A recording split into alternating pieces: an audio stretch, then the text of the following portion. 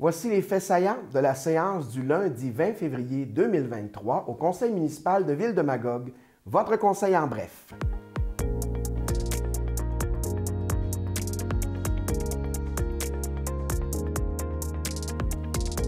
Bien sûr, nous, on enregistre en lendemain de conseil de ville et on prend le temps de regarder ces faits saillants.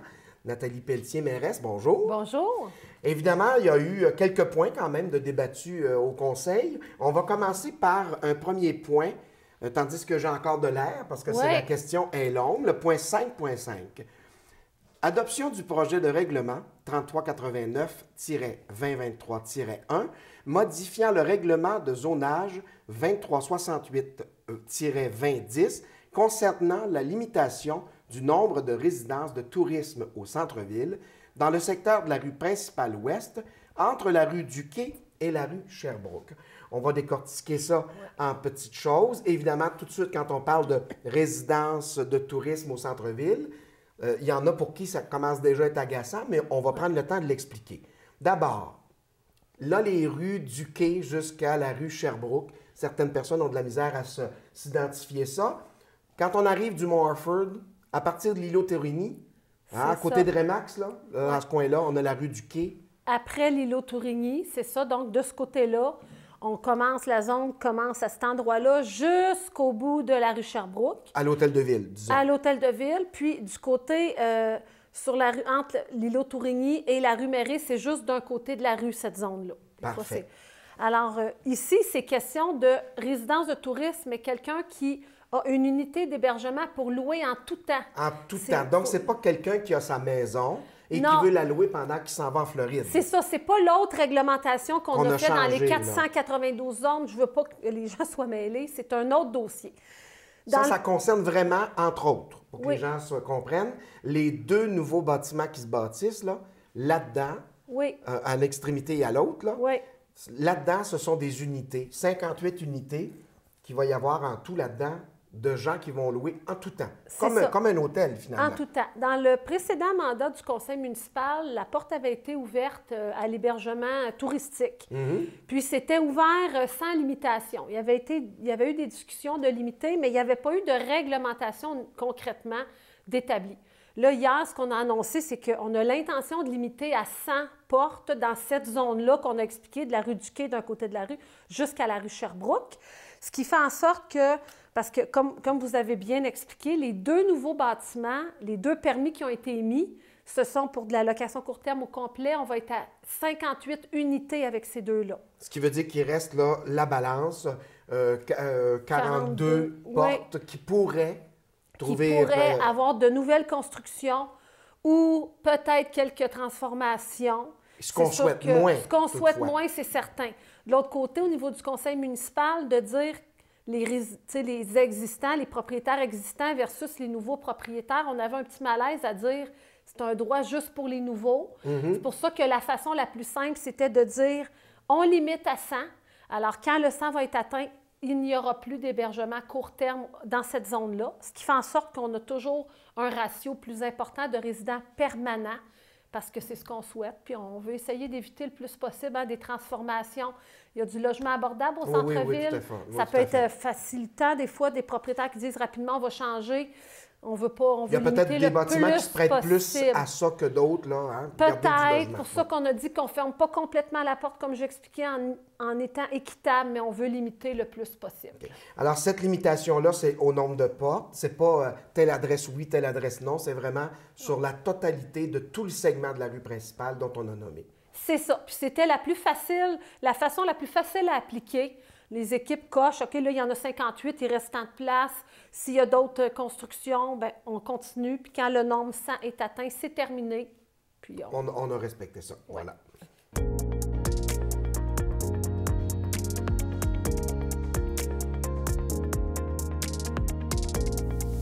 Cette fois-ci, on y va avec un ensemble de points parce que de 5.9 jusqu'à 5.14, ça concernait des changements d'usage, zonage du secteur C.S. Brooks. On comprend que c'est la rue principale Est jusqu'à la rue Moore, entre autres. Là, donc, bien connu, les bâtiments là, de l'ancienne Dominion Textile, finalement. C'est ça. Donc, secteur, c'est ça. C.S. Brooks, ça appartient au groupe Custo. Custo, voilà. Hein, ils avaient déjà annoncé qu'ils étaient propriétaires, qu'ils souhaitaient un redéveloppement. C'est souhaité par le conseil, c'est souhaité par la population. Eux ont demandé des nouveaux usages, ce qui font ensuite, exemple, culture de sol, peut-être du commercial. Tu sais, c'est très, très pointu, hein, les usages du commercial qui n'étaient pas déjà permis.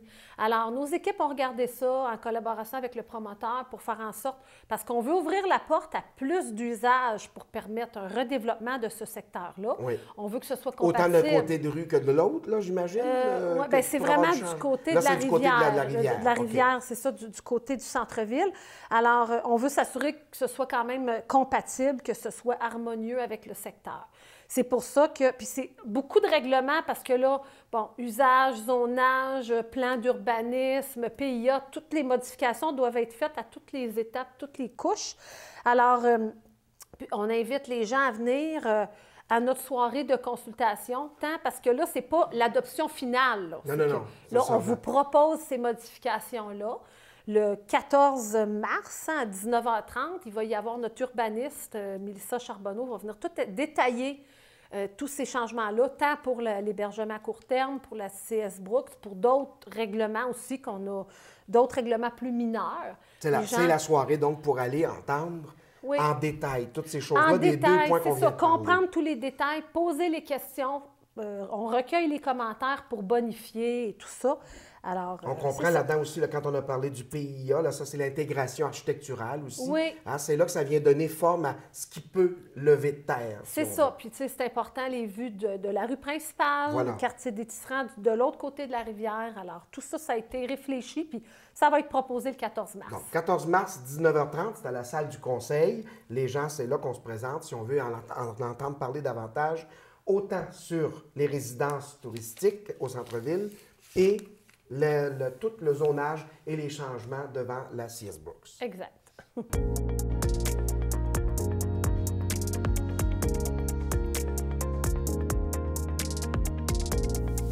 Un point pas trop compliqué ici, le 5.16, CCU, ça c'est le comité conseil consultatif d'urbanisme, avis de motion et de dépôt du projet de règlement 3397-2023, modifiant le règlement 2829-2021 concernant l'administration de la ville. On parle donc d'un comité consultatif, hein, c'est des gens qui vous donnent un appui ou là où il y a des citoyens sur le conseil de C'est un comité qui fait des recommandations au conseil. Ce n'est pas un comité qui est décisionnel, mais on tient compte de leurs recommandations sur les PIIA, tout ce qui est intégration architecturale, les dérogations mineures, quand des fois c'est un projet particulier qui fait que les marges ne sont pas respectées, puis il y a vraiment des raisons, préjudices sérieux. Il y a comme toutes sortes d'éléments à regarder. Et ça fait plusieurs années qu'il y a des citoyens là-dessus? Oui, c'est ça. Alors, ça fait longtemps. Puis, on avait toujours 6 citoyens, on avait 3 élus votants, plus le maire ou la mairesse qui votaient également. On veut laisser plus de place aux citoyens dans ces comités-là. Alors, on a modifié la réglementation. Bon, on conserve 6 citoyens, mais au lieu d'avoir 3 élus votants, les conseillers conseillères, c'est 2 élus votants. Puis la personne, la mairesse actuellement, bien, ne vote pas. En observation. Observation, puis au besoin pourra voter pour le quorum. Puis on avait quelqu'un qui nous quittait après plusieurs années. Alors, on a cherché à recruter des nouveaux membres. Puis on a eu quand même des belles candidatures. Oui. On dit qu'on est préoccupé par l'architecture, hein? Beaucoup au niveau du centre-ville, comment faire en sorte que les nouveaux bâtiments s'intègrent davantage. Oui. Alors, on est chanceux. On a un architecte à la retraite qui est sur le comité consultatif d'urbanisme, une architecte qui sort de l'école, mais qui a des travails pas à Magog. Okay. Et puis, une autre dame qui a une expérience en environnement, en urbanisme, qui a déjà travaillé dans des bons points vivre en ville et tout ça, qui est beaucoup pour le redéveloppement des secteurs déjà développés, déjà asphaltés, tout ça.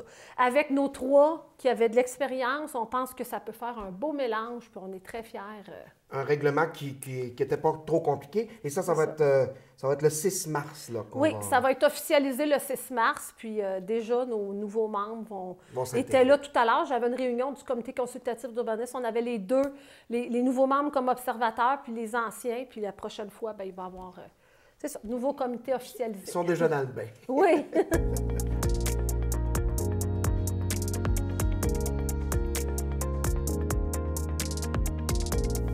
Pour le prochain point, on se dirige vers le 4 Fourches, finalement, près de la maison des aînés, là, qui est en train de se construire. Point 6.1, entente de subvention dans le cadre du Fonds pour le transport actif visant la planification et la conception du lien multifonctionnel reliant la maison des aînés et le Carrefour Santé Globale. Donc, Carrefour Santé Globale, c'est où est la pharmacie, la clinique médicale, le Avril et compagnie. Exactement. Bon. Donc, là, on cherche à faire en sorte qu'entre la maison des aînés, parce qu'il va y avoir des gens autonomes qui vont vivre là, puis qui puissent avoir un lien de traverse, enfin, puis de pouvoir se rendre à pied. Sécuritaire, à leur clinique médicale ou à la pharmacie. C'est ça, exactement, parce que nous, dans le parc de la baie de Magog, notre piste cyclable va jusqu'à cette intersection-là, donc c'est très sécuritaire avant. Il y a comme une coupure qui se fait. Les gens sont laissés à eux-mêmes sur la 112, une route... ça roule. Ça roule à 70 km/h. Il y a quand même 4 voies un bout de temps là, sur ce oui, point de c'est ça. Ouais. C'est pas, tu sais, c'est attendu. Les gens de ce secteur-là disent, tu sais, on a des services, on aimerait ça aller à l'épicerie à pied, aller à la clinique à pied, mais on ne se sent pas en sécurité. Alors, c'est un pas, parce que c'est complexe, c'est une route, hein, c'est un oui, bien le fait que ce soit une route provinciale. Provinciale, c'est ça, il faut on le fasse en collaboration avec le ministère des Transports, c'est ça, des fossés, la largeur de la rue versus le nombre de voies, comme vous dites, exigées. Exact. Alors, c'est pour la conception, c'est pour nous proposer des plans. Puis la Ville, bien, sur un projet quand même de... Ça, c'est 55 000 oui, c'est 5 000 que la Ville a à débourser parce qu'on a des subventions au programme L'Infrastructure Canada, là. C'est ça, exactement. Okay. Puis après, bien, on aura des propositions pour éventuellement mettre ces actions-là en place. Là. Donc, on parle ici de sécurité dans ce point-là. De sécurité, oui, de transport actif. Et de transport actif. Et c'est un lien pour amener là, du centre. Ça veut dire que ces gens-là pourront éventuellement avoir accès directement à l'autre côté ou même après ça venir vers la baie de Magog. Ça, c'est déjà fait ce bout-là. C'est déjà une bonne approche. Il y a un autre point qui a été, qu'on a pu voir un peu plus sortir sur les réseaux sociaux. Il y a le skatepark qui, là, c'est quoi? On re-questionne l'endroit où on se dit qu'il y a peut-être moyen de réaliser ça ailleurs? On va explorer un autre site. C'est ça, ça a été lu hier par le président de la Commission des sports et vie communautaire, M. Laurando, le communiqué qui est parti ce matin pour les médias. Alors, c'est ça, étant donné qu'on savait qu'il y avait de la décontamination, stationnement Cabana. Au niveau historique, ceux qui se rappellent, ça a déjà été un dépotoir, mais on se demandait à quel point la décontamination serait importante. Puis c'est quand on creuse qu'on a les mauvaises ou bonnes surprises ou moyennes, mais dans ce cas-là, il y a eu quelques stations d'essence dans ce coin-là aussi, oui, ça a été des mauvaises surprises qui fait en sorte que c'est pas complètement impossible qu'on mette un skatepark là, mais les coûts de décontamination sont très importants. Puis, qui dit aussi site de dépotoir, c'est pas un site qui est très stable non plus.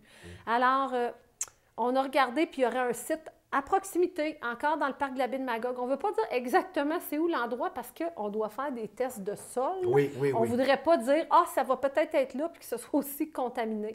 Alors, on va aller faire nos tests de sol, voir si capacité portante et décontamination, s'il y en a, contamination ou non. Puis, ensuite de ça, on va revenir à la population, mais c'est un dossier ça nous tient à cœur. On sait que les jeunes attendent après ça. On sait que le skatepark a besoin. On aurait aimé ça que première pelletée de terre en 2023, c'était notre objectif. Mais ça ne sera pas en 2023, mais plus vite possible en 2024. Merci beaucoup pour ces explications. Et puis, pour vous qui nous écoutez, vous pouvez aussi rattraper toutes ces choses-là sur le Facebook de la Ville de Magog ou encore sur nous.tv. Merci. Merci.